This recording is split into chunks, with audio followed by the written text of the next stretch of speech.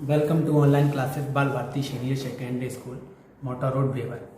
आज आपको हम 10th क्लास का चैप्टर बताने जा रहे हैं फर्स्ट, जिसका नाम है जय प्रक्रम। जय प्रक्रम के बारे में सुनिएगा।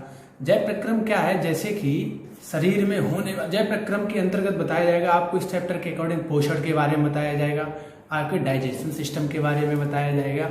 बहुत ही परीक्षा की दृष्टि से ये बहुत महत्वपूर्ण चैप्टर है। इससे रिलेटेड एग्जाम में भी जो है कंपटीशन एग्जाम में भी इससे रिलेटेड क्वेश्चंस आते हैं। चलो आज आपको इसके बारे में बताते हैं, सुनिएगा।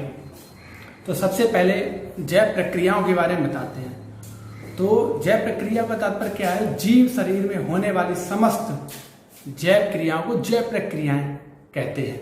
मतलब जीव शरीर में, जैसे कि जीव शरीर की प्रक्रिया पाचन है, श्वसन है, उत्सर्जन है, तो एटसेट्रा जितनी भी जैव प्रक्रियाएं होती हैं, तो वो जितनी भी क्रियाएं हैं तो जैव प्रक्रिया के अंतर्गत आती हैं। अब इसके मतलब क्या है? जैसे जैव प्रक्रियाएं, अब सबसे पहले हम इसमें टॉपिक दिया गया है पोषण के बारे में। पोषण यानी न्यूट्रिएशन। तो न्यूट्रिएशन से मतलब ये है कि जितने भी जीवधारी हैं संसार में, सजीव प्राणी, तो उन्हें अपना जीवन बचाए रखने के लिए पोषण की आवश्यकता होती है। पोषण क्यों आवश्यक है सजीवों के लिए? समझिएगा इसको।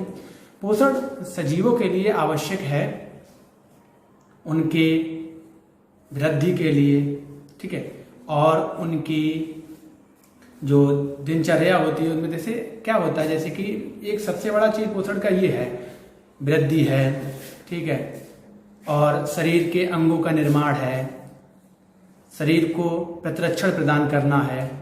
ये सब पोषण के माध्यम से ही जो है संभव हो पाता है। यदि पोषण नहीं मिलेगा तो होगा कुपोषण। अगर पोषण नहीं मिलता है तो कुपोषण होता है।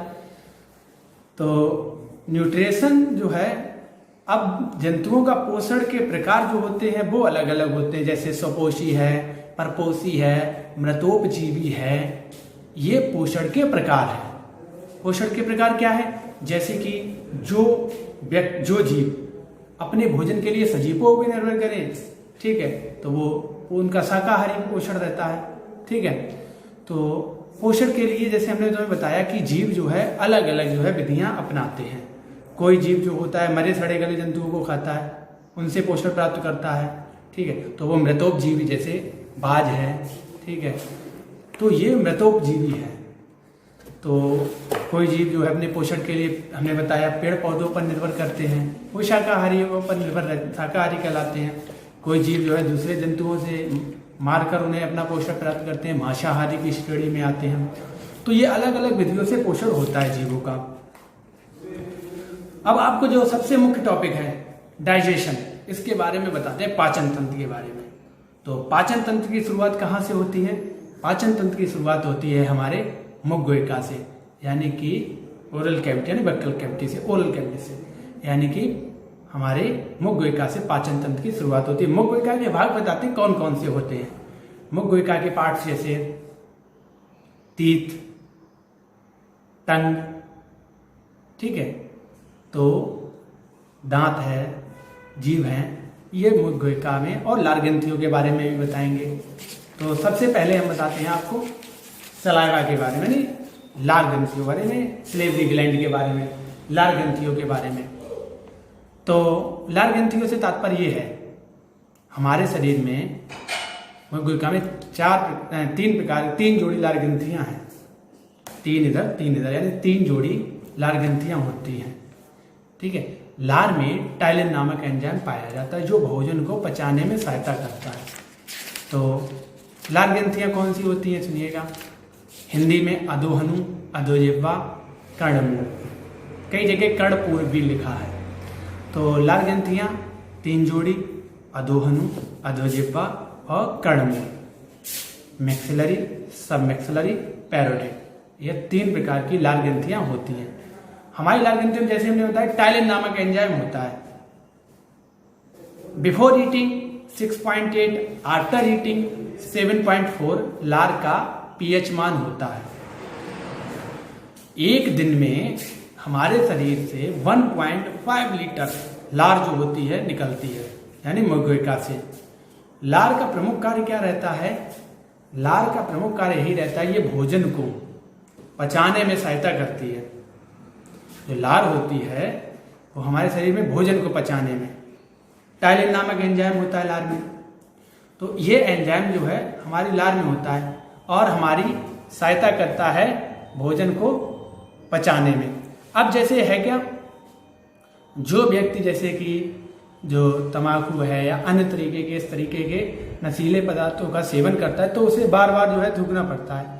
तो इससे क्या होता है, हमारे शरीर में जो लार है उसे थूकते रहते तो लार की जो है मात्रा कम हो जाती है, जिसके कारण टाइलिन एंजाइम भी जो है लार के साथ साथ थूक के साथ साथ निकलता रहता है। तो इसीलिए मोस्टली जो होते हैं जो तम्बाकू या गुटखा या पान मतलब इनका सेवन करते हैं तो उनमें जो है डाइजेशन सिस्टम में समस्या आ जाती है। तो क्योंकि जो है लगातार थूकना होता है उन्हें।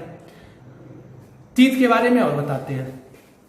तीत हमारे मुख गुहिका में 4 प्रकार के दांत होते हैं, इंसाइजर, कैनाइन, प्रीमोलर, मोलर, यानी कृंतक, रद्नक, अग्रचवर्णक और चवर्णक।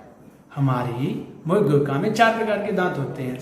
तो जैसे कृंतक, रद्नक, अग्रचवर्णक और चवर्णक, इंसाइजर, कैनाइन, प्रीमोलर, मोलर।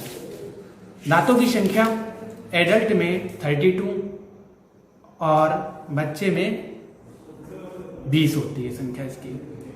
मतलब 7 साल के या फिर 17 से 25 वर्ष की आयु में हमारी अक्ल दांत, जिसे विजडम टीथ बोलते हैं, वो निकलती है 17 से 25 वर्ष की आयु में। दांतों के बारे में और समझिएगा। दांत डेंटाइन से बने होते हैं।